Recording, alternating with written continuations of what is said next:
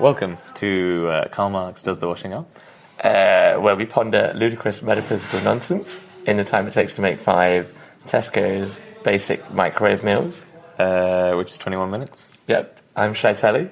And I'm Ilyas and Shy. And today I really wanted to talk to you about ambition. Like my boss at work was saying that I need to show a bit more ambition. Like one of the people in the charity was saying that we need to show a bit more ambition as a charity. And I just don't understand the concept of ambition. How are we going to do that? 21 minutes on ambition? Yeah. Well, I think Again, I set you up for that joke. How long have you been waiting to tell that joke for? Since the beginning of time. Since the beginning of time. Yeah. But I don't understand ambition as a concept, and it seems to govern so many decisions in life. Like even if you watch a Hollywood rom-com, they're always like, "Oh, I don't think that guy's ambitious enough for me." Like I just don't understand ambition. Yeah. Well, I mean, it's something that's definitely been like educated into us that, if you tell people that they have to be ambitious, and you tell them what they need to get, you feed them the idea of like what's to be aimed at, then they'll do the work for you. So I think it's just, that's very cynical, but it's like I feel there's this system of, corporations and commerce and life that just says, be ambitious, Protestant ethic, la la la la la la, and then we're always like, oh yeah, motherfucker, I need that car. So you think ambition is just like a byproduct of advertising? You think it's all a big conspiracy? That's what you're saying. A conspiracy. Where do the aliens come into this? And flat Earth, like what are you saying? No, ambitions, no, aliens don't have ambition. Okay. They're beyond that. Like where? No. I think the essential ambition essentially means unhappiness with what's happening at the minute. Yeah, so I really completely agree with that concept, because I was like, I think the charity is functioning well. What do you mean by having ambition? Like, what is that? I didn't understand that concept, but it did seem to me like it's a way of saying that you shouldn't be happy with your current state of mind, and that you should be pushing yourself to a further state of happiness. Yeah, that happiness will be achieved once you get to this certain point. Yeah. And everybody's just like, okay, yeah, I'll be happy once I have a car, once I have this, once I have that, And then, if you don't have, like, drive is this really important thing, and ambition fuels drive. But it's all just like this, it's like that parable or whatever, which is kind of, this dude's like hacking away at a mountain, and he's like, I'm so weak and nothing, I wish I was like, stronger. So then he wishes he was like the wind, and then he doesn't like being the wind because he's obscured by the mountain, and la la la, and he keeps wishing, and it gets changed because he gets granted the wind and la la la. And he eventually comes to the point where he turns into the mountain, and then the mountain, he's there, I'm being hacked away by some guy at the bottom, I wish I could be the guy at the bottom. So it's just a constant loop. Yeah, because you're always like searching for something. Yeah. When you're just as happy as like whatever you're in. Yeah, so I think that's quite a big thing, as in, so if you're happy in your current state of mind and your current state of life, does that mean that you lack ambition? Well, yeah, there's probably less drive to change it, right? But it's weird, there's isn't it? yeah. I think a lot of people are attracted to someone who's ambitious, but who's also is happy. But sorry, you're attracted to people who are happy, and you're attracted to people who are ambitious. But maybe what you're saying is that you can't be happy and ambitious at the same time. Well, I think there's like inertia or apathy can creep in. Yeah. And it's like maybe ambition is like an antidote to that, or we see that if you're not ambitious, you're apathetic. But if you can actually, so you can not be ambitious and still depressed in the moment. Yeah, right? That's very true. That's apathy. Yeah. But if you can actually accept, like truly accept what is happening in the moment, so that you can transcend your need to run away from the moment. Yeah. Not because you're too lazy and don't want to get up, but because you're really like grooving. Yeah. Then ambition is like less of an important thing. But it's also, what I find quite difficult is when people ask me why I'm happy, and the answers I give, I think people are usually expecting answers within the context of ambition. How do you mean, like?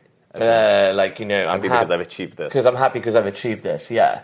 Like, people equate achievements to happiness. Yeah. Well, I mean, it's like a tangible. They want, when you're talking, you need to like offer tangibles, or we speak in tangibles, right? I mean, we don't speak in tangibles right now. No. Of course not. But that's why we don't have many followers, because they're like, oh, I really like to learn something today. Oh, yeah, we offer no learning. Yeah. Okay, that's true. No, but I think that's exactly what we're like. That's what we love about the intangible, is that really we're just about grooving in the universe and like finding happiness through the grooving. Yeah, but then when I say that to you, you are like, what do you mean that you're happy? Yeah. Because also with the podcast, like, we don't need to do a podcast. Like, why are we making a podcast? That's like a drive or an ambition to do something, which when we could be doing nothing. And then in the context of that, when you're like, it's fine. Like, the podcast is fine as it is. It doesn't need editing, or it doesn't need to, if nobody can hear it, if the volume's low, and who cares?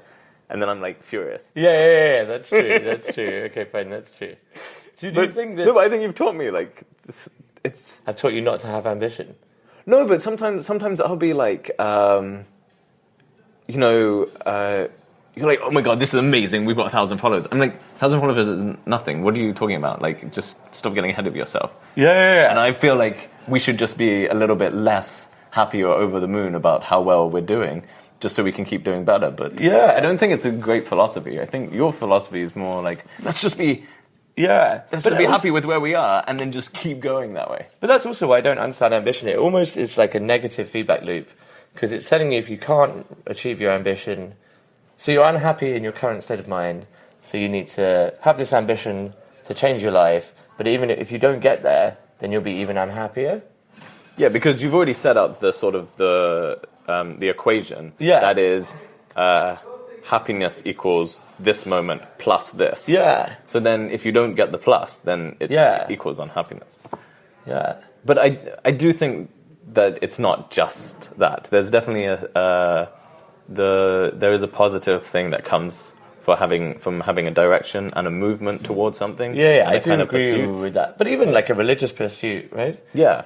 Like if you're driven to learn God or to contact God or something like that, it does come in handy. So I think you can have movement and focus without it being governed within a framework of dissatisfaction in the present. And so maybe it's just ambition within balance. So I think that's the biggest thing. That's what I struggle with, because I think a lot of times when people tell me about being ambitious and having ambition, it's without balance. Yeah. Well, I mean, I think it's all a question of time, right? Yeah. The thing is, ambition is a focus on the future, and the sort of what we're talking about is like a focus on the present. So if you have like a sensible relationship with the future. Yeah, and a presence. Like, so in your relationship with the future, it's present. Relationship with the future? I don't have a sensible relationship with anything. Least of all you. Well, what would a sensible relationship with the future look like? One that's realistic? No, one which isn't. No, where your mental state is not. Your mind spends a lot of time in the now, rather than in the future. If you've got like 80% of your time is thinking about the car that you don't have, and how you're going to get to the car that you don't have, you're just very rarely going to be happy. Yeah, because even when you get that car, it doesn't have aircon. It's not going to fulfill anything. Yeah. It won't have like self-parking or whatever. But but this is the issue as well. I think there's two issues with ambition. Number one, I don't understand it as a concept. Yeah, because air conditioning is disgusting. Exactly. I hate the air conditioning anyway. Yeah. No, but I'm beginning to understand the reason why we have ambition and why people are attached to the idea of ambition. But I don't think it facilitates growth. It actually takes you away from the present. Yeah, and it also creates an anxiety that... It does, it creates anxiety. That reduces energy. Yeah, which is... exactly, it reduces and energy is what you need to make things happen, right? Yeah, but it's so weird that people think that ambition is almost the key to self-growth. Like setting yourself targets and having a purpose and all those things. Whereas we're kind of saying, if you really want to grow, you maybe need to disregard ambition. Well, so I think the purpose is definitely beneficial. Having a purpose or a sense of grounding or a sense of like, you feel like you have some meaning in this universe, that's beneficial. But that purpose and meaning has to be engaged with in the present. Yeah, right? Yeah. It doesn't matter. Like if it's in the future, then it's pointless. Yeah. So I think like having like a light, like having a road and walking towards the light is like beneficial. Is like it's healthy. You don't think it's like narrow-minded to just have one road? No, but you need to be able to look at the pebbles. And if you look at the pebbles like in a deep enough way, you'll see the light in the pebbles. It's quite a good metaphor, actually. It's quite a good analogy. I'll give you that. I like that. But do you think you do that? No, on good days sometimes. Yeah, but yeah. Generally no. Like I don't think many of us do that. Would you say that you're ambitious? Yeah, I think so. I do a lot of things that don't necessarily need to be done, but like, so okay. So let's say in ideas about what I think I should be doing with my life, I have these like unhealthy, ambitious notions. Such as? I don't know. We have to be making this podcast because, like, you know, it's what I'm meant to be doing. La la la. I have to make this, you know, do this art exhibition. I have to like, to do this in order to do the, you know, I have to get married. Whatever. All these, whatever these ideas are, like, I have to do this, and they're achievement-based things. Yeah, yeah. Okay, I don't think they're that healthy. But when I'm creating, I'm in a state of movement, and I'm in a state of purpose and pursuit.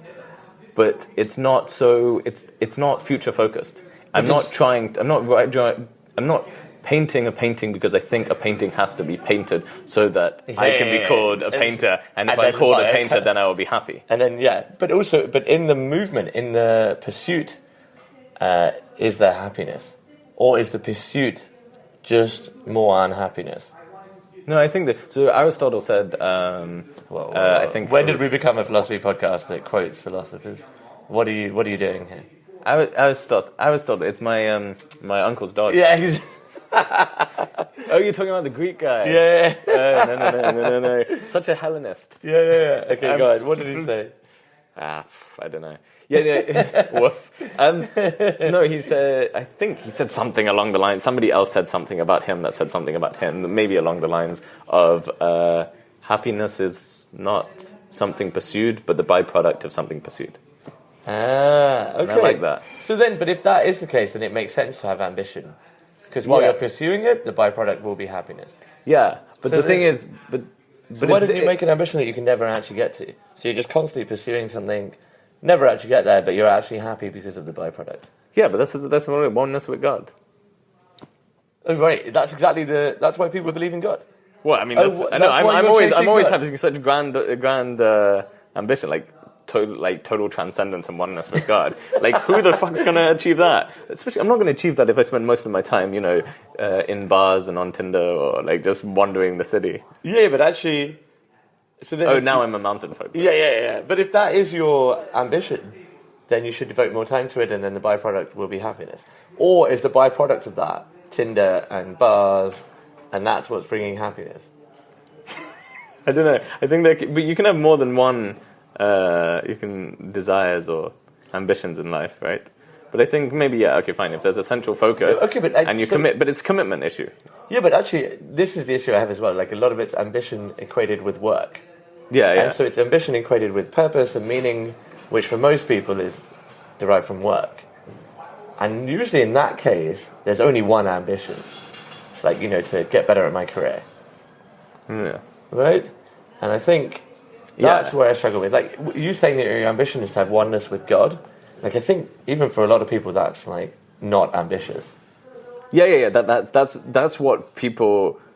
That's the sort of thing people say that other people call bums. Yeah, exactly. Not ambitious. Yeah.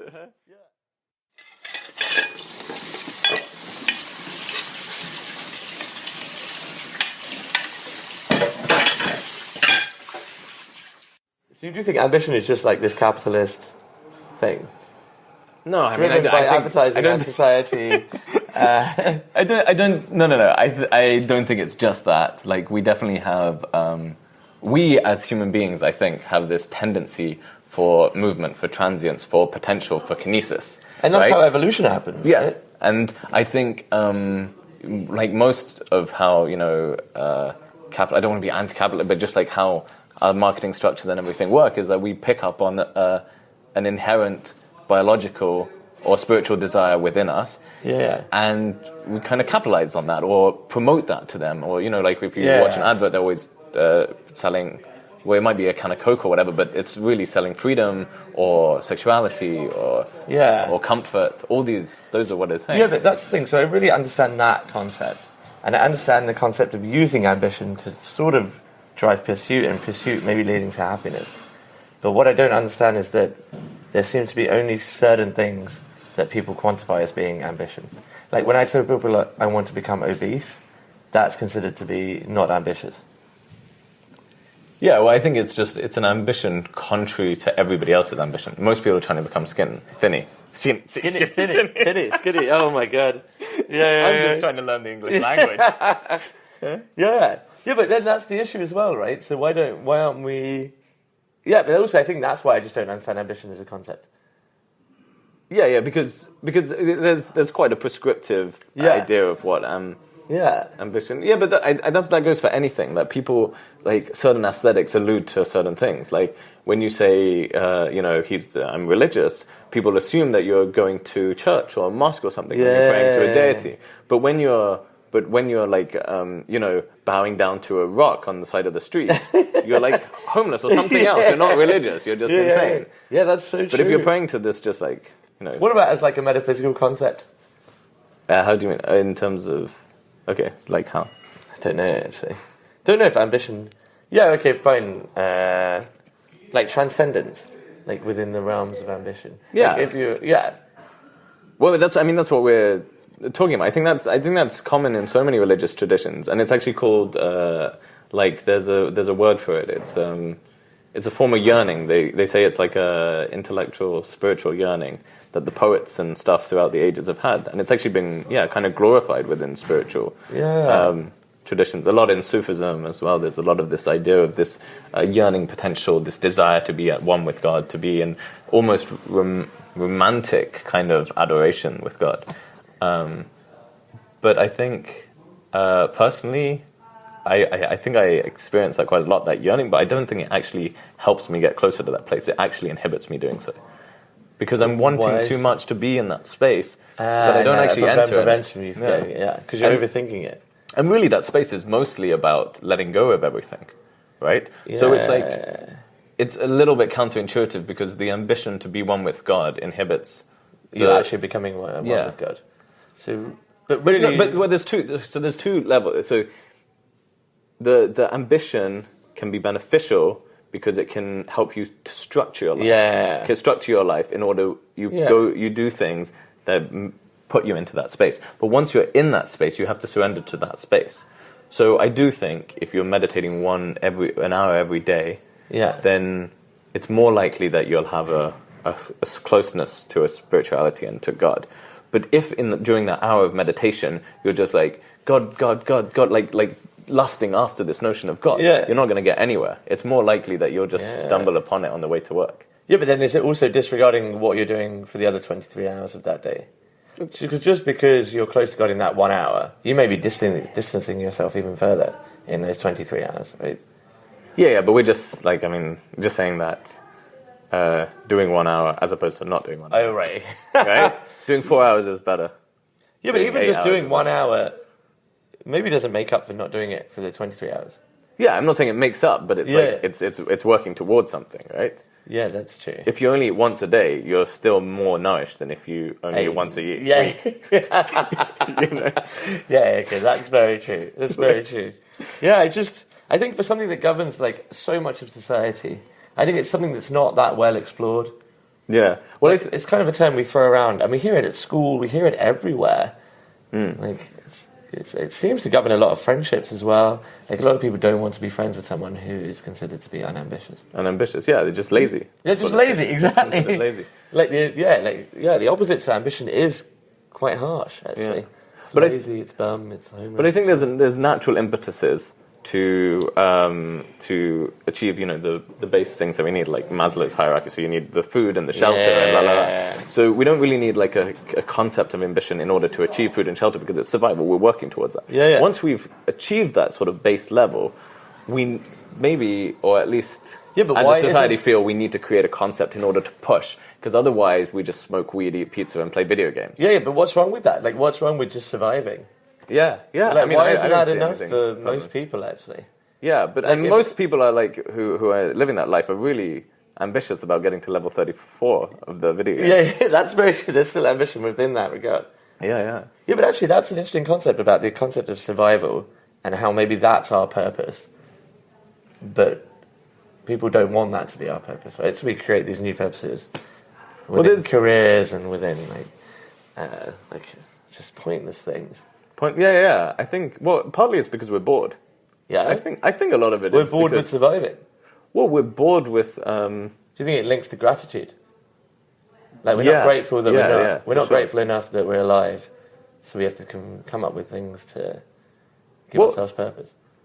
Well, yeah, I think, but it's also that idea that if you can really just sit in this moment and actually tap into that like pulsation within yourself, that is just like, dude, I'm motherfucking alive. Yeah. If you can do that, then you're like that's the happiest you can get. That's intense, but it requires a bit of work. And if you can't do that, then you just flood your life with sensorial, overload. Yeah. And I like this podcast. And movement. Yeah. Yeah. Yeah, and I think that's definitely true in my life. I think it's full of movement. And really, I want to take some steps back and just kind of sit. But it's weird. I think a lot of my friendships are actually based on the idea of me being ambitious and doing lots of things. So maybe I've grown attached to this concept of... But I don't know. I think these are concepts that we create for ourselves because I don't think our friendships... I mean, I think that if you just let go, if we both... Or let go of this need to be this certain person or to have a certain CV... Yeah. I don't think it would change any of our friendships. And if it did, it wouldn't change the friendships that really mean something. Yeah, I think that's true, actually. Yeah. We're not talking about apathy, right? There's a difference. Yeah. I think if you just become a lazy bum and stuff... I mean, definitely our parents would be like, what is this, no ambition? What are you doing? Yeah, for sure. And my parents don't understand, like, ambition in the context of art. Yeah. Or, like, no, but the spirituality. thing is, would we understand that if we have kids? Would we understand that if our kids just, wanted to meditate all day? Don't know if I would. I think I would understand it. I wouldn't necessarily promote it. I would be like, just get a bloody fucking job. But I would still understand the impetus to do so. Yeah.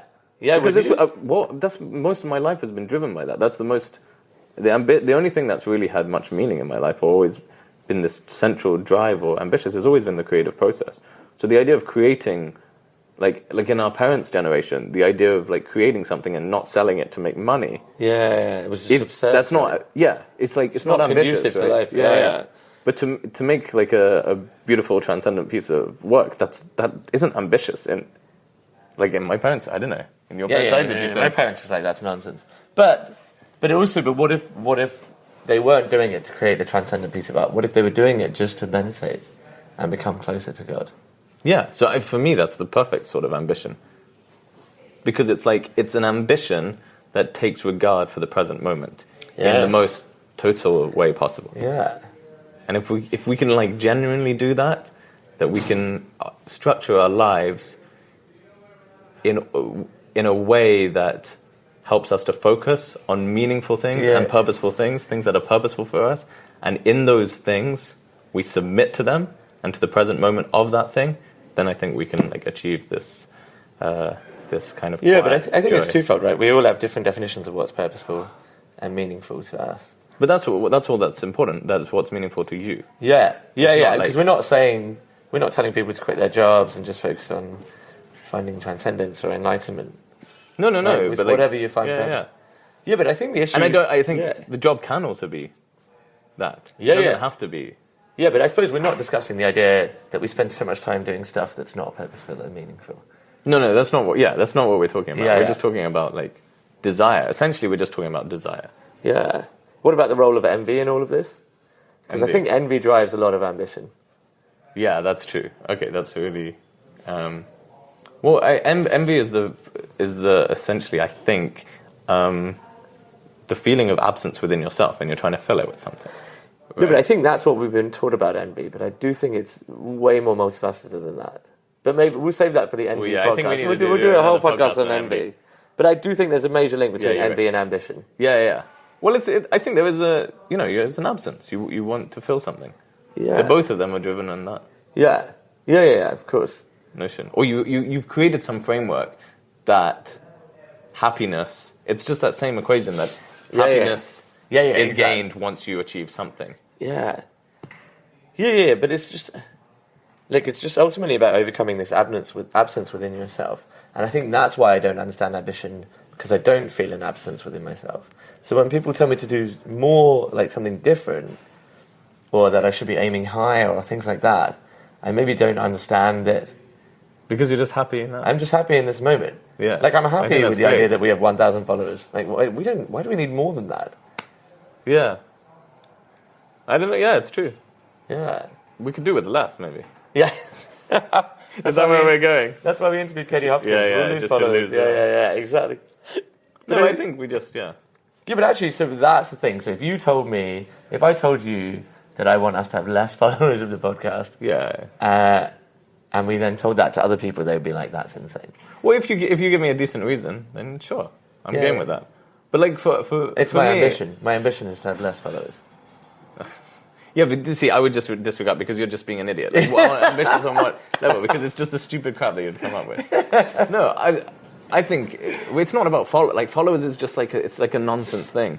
The thing is that if we have any like something in that we possess and we feel like it should be shared with the world, even if it's just endless nonsense. But if anybody's gaining some joy from it, we just want to bring that joy to as many people who will like to find that joy, right? And that's the ambition, essentially, right?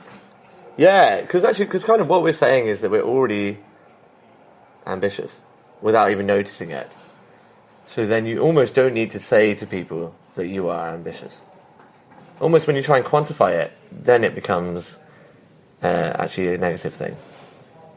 When you quantify it? Yeah, like we're already being ambitious without even realizing it. Like we're trying to provide joy to people through this podcast. I mean, we don't need to record this. We could just talk. We don't need to be so, self-aggrandizing. No, but we often press record just because otherwise we would never talk about this. Yeah, it's true. It does shift us into these spaces. Yeah, it gives us structure. So we're doing it more for us than maybe other people. Yeah. I think so. Well, I mean, it's both. We're also doing something for other people makes us feel better about ourselves. Right? Yeah, I think there's a lot more self in a lot of these ideas of what we're doing for other people. So would you? But that's an altruist podcast. That's an altruist podcast. We need to do a podcast on altruism, for right? sure. Yeah.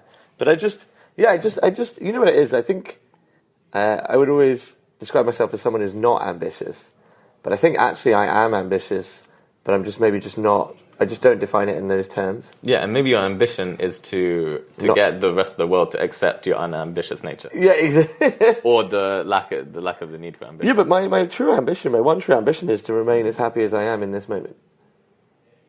That's incredible. That's amazing. That's all I want from life, right? Like, just to be as happy in the next moment as I am in this moment.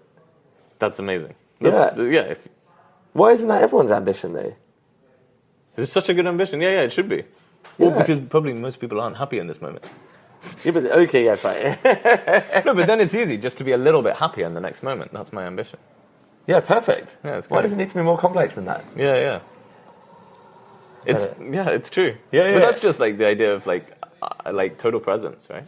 Yeah. It's also a good acknowledgement of the moment that you're in, and then acknowledgement of the next moment. Yeah, and a great path towards gratefulness. Yeah, perfect. I think it's probably the first time we've ever come to a good conclusion in the podcast.